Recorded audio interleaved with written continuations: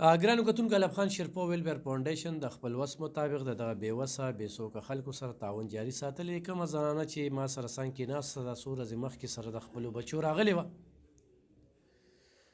او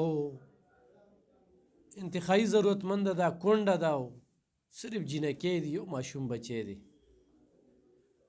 نو یو ورور موږ ته 2000 روپۍ رالیږلې وي او 2000 روپۍ پکې زما د روژه ماتي لپاره رالیږلې وي او هغه وی خو چېرې موبایل نمبر ورسره وي نو بیا به ورسره زه رابطه کوم. خو دغه زنانه ته چې مو وویل نو هغې وی چې یاره نه موږ موبایل ساتو او نه پې پوهېږو.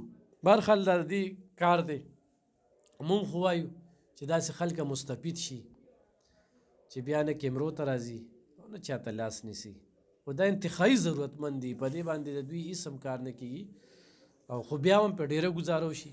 نن به پې کور ته چې کوم دی نو څه ناڅه یوسي. څه به وایه په دې موقع؟ بس موږ سره موبایل نه یو بس لکه بس خپله زندګي د تېروي دغسې. دا پیسې ونیسه یو ورور درته رالیږلي دي او هغه ته چې کوم دی نو دوا کوه.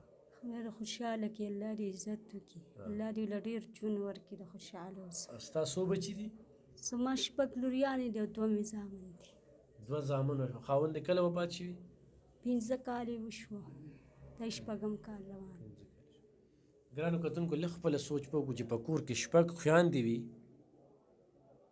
او 2 واړه واړه وروڼه وي، هغه هم ماشومان، نو امداد ورسره ډېر ضروري دی. څو ورځې مې روژه څخه تېره شوه بس الله یې تېروي چې موږ د سره تعاون څه کړی و. بس ښه ده.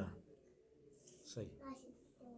کور خپل دی او کور خپل دی او د دې د ماشومان پی خرڅوي او په هغې باندې ګزاره کوي. د 100 روپو پی که نه او د 200-300 خرڅوو. ښه 200-300 بس په هغې باندې دا ژوند چلوي. بس ورسه په ځان راوړو.